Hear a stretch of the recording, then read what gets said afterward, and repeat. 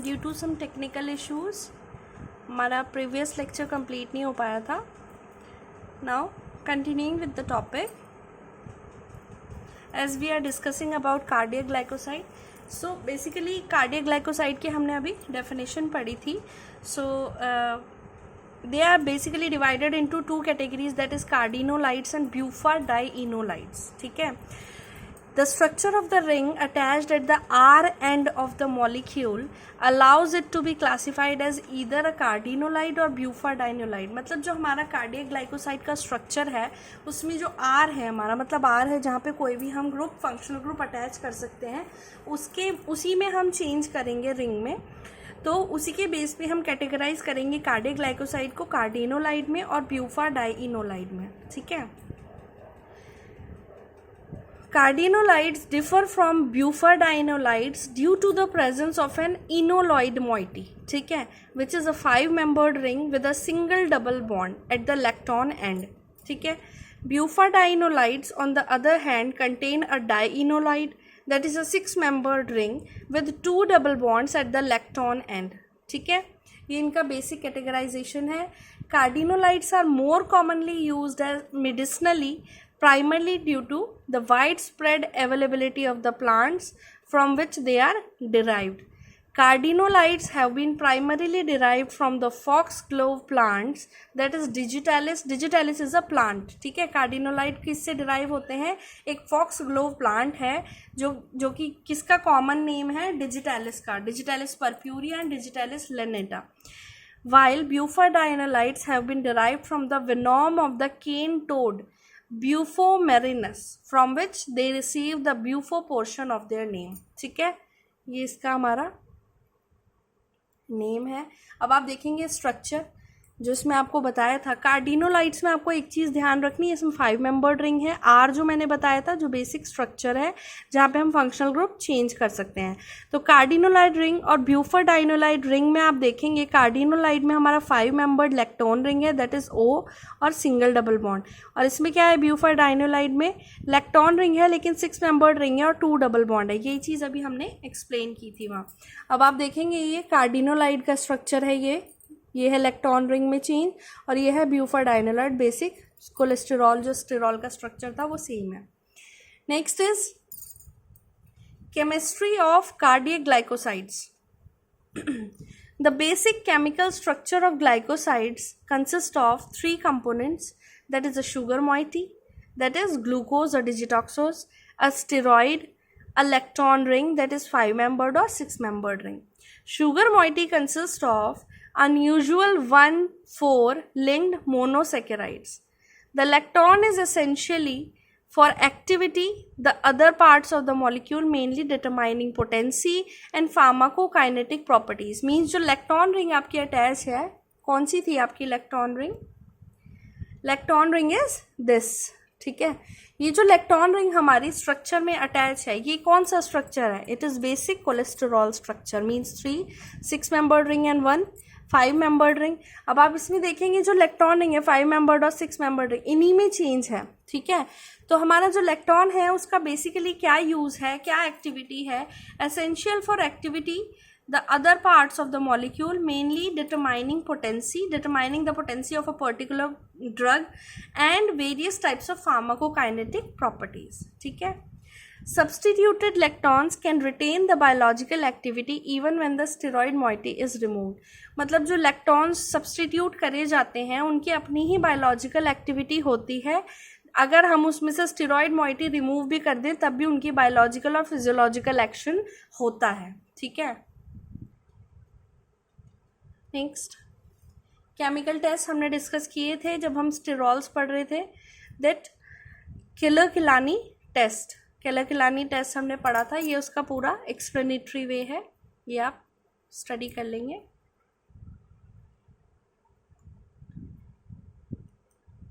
Next is legal test भी हमने अभी वहाँ डिस्कस किया था. Next terpenoids. मीन जो थर्ड था हमारा वो है ट्राइटर्पिनॉइड. मीन्स यूनिट में हमारा जो सब पार्ट हम पढ़ रहे हैं आज, उसमें हमारी क्या क्या कैटेगरी थी? Steroids, cardiac glycosides and terpenoid. अब टर्पिनॉइड क्या होते हैं? Terpenoids are hydrocarbons of plant origin of the general formula C5H8 और इसका हमारा पावर है दैट इज N। ठीक है, तो टर्पिनॉइड्स क्या है? बेसिकली हाइड्रोकार्बन्स हैं जो कि प्लांट से ओरिजिनेट होते हैं और जिनका जनरल फॉर्मूला है C5H8N as well as they are oxygenated, hydrogenated and dehydrogenated derivatives. ये क्या है? जो टर्पिनॉइड्स हैं वो क्या है? हाइड्रोकार्बन्स है प्लांट ओरिजिन के और जिसका बेसिक फॉर्मूला है C5H8N, जो कि हम डेरिवेटिव्स भी पढ़ते हैं फर्दर C5H8N के, oxygenated, hydrogenated and dehydrogenated derivatives. उसी में हमारी एक कैटेगरी आएगी ट्राई टर्पिनॉइड्स, जो कि हम यहाँ पढ़ेंगे। Now examples of terpenoids, examples आपके हैं बेसिक जिरेनियोल, सिट्रोनेलॉल एंड फार्नेसॉल। कौन से प्लांट से, कौन से उससे मिले? हमारे कोई फ्लेवरिंग एजेंट से जिसमें हमारे volatile oil, essential oil present होता है। टर्पिनॉइड को क्या बोलते हैं? टर्पिनॉइड को एसेंशियल ऑयल्स भी बोलते हैं। ठीक है, essential oil means volatile oils, volatile oil को ही टर्पिनॉइड भी बोलते हैं। टर्पिनॉइड के अंदर ही हमारा वोलेटाइल ऑयल आता है और वो जितने भी फ्लेवर्स और जिनमें भी हमारे जो भी प्लांट क्रूड ड्रग्स होते हैं, जिनमें भी हमारे प्रेजेंट होते हैं वोलेटाइल ऑयल या एसेंशियल ऑयल्स या अरोमा प्रेजेंट होती है, उनसे हमारे ये मिलते हैं। तो इसमें फर्स्ट है रोज। रोज से हमारे क्या क्या कॉन्स्टिट्यूएंट मिल रहे हैं जो कि टर्पिनॉइड्स हैं? Geraniol, citronellol and farnesol. Next is lemon. Lemon से हमें क्या मिलता है? Limonin and citral. These are constituents, chemical constituents as terpenoids. Next is laung, clove. Clove का हमारा बेसिक और एक्टिव कॉन्स्टिट्यूएंट है यूजिनॉल। ठीक है, नेक्स्ट टर्पिनॉइड्स क्या है? टर्पीन्स से बने हैं। Terpenes is the generic name of group of natural products which are structurally based on isoprene units. Means जो टर्पीन्स हैं, टर्पीन से ही हमारे टर्पिनॉइड्स बने हैं। और टर्पीन्स किस से बने हैं? आइसोप्रीन यूनिट से। आइसोप्रीन यूनिट्स को हम आइसोपेंटेनाइल यूनिट्स भी बोलते हैं, जो कि ब्रांच्ड 5 कार्बन यूनिट्स होती हैं। The term may also refer to oxygen derivatives of these compounds that are known as terpenoids. Means जो terpenes हैं, terpenes हमारे बने हैं आइसोप्रीन यूनिट से।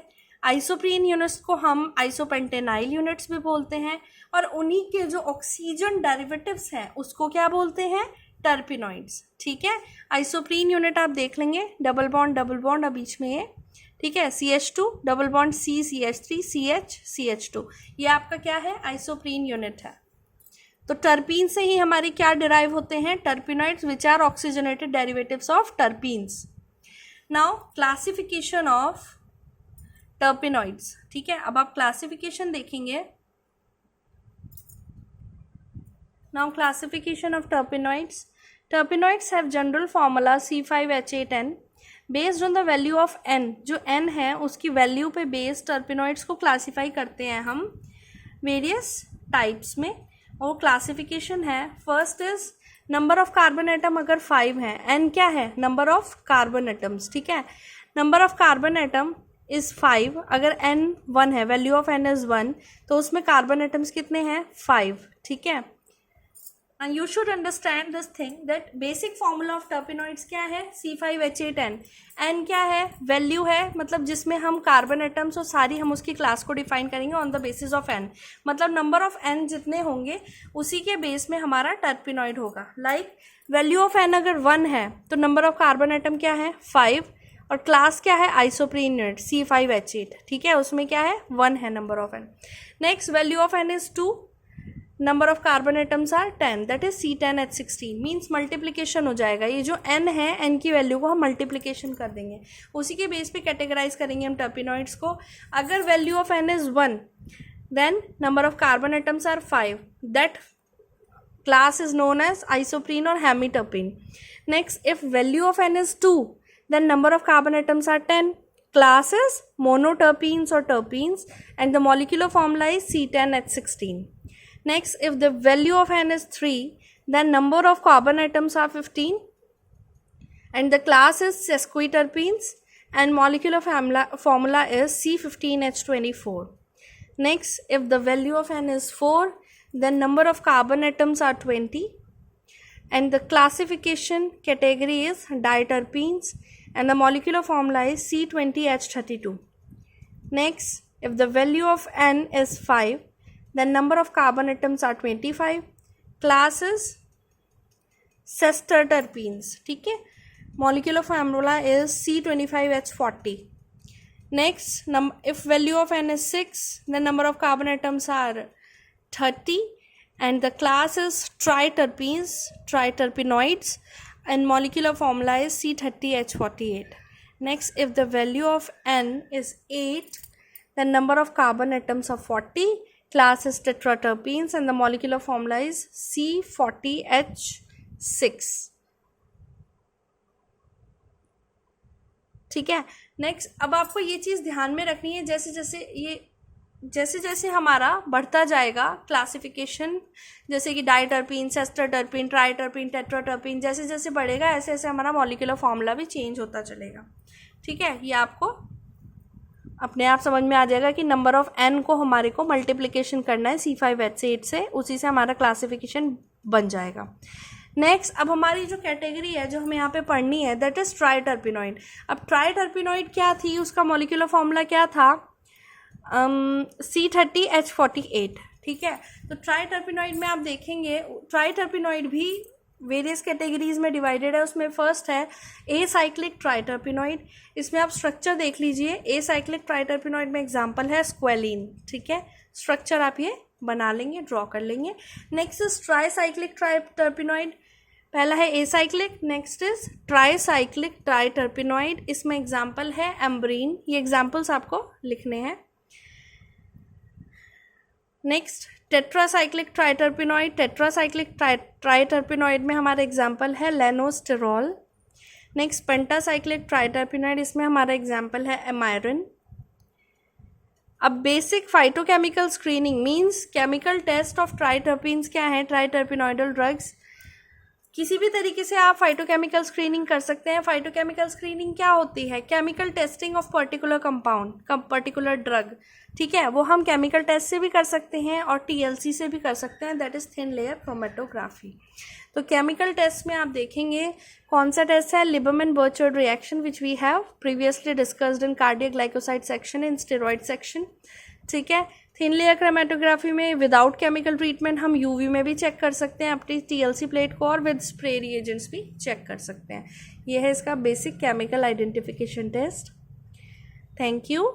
If you still have any doubt in this topic, you can ask in comment section or in Google Classroom. Thank you.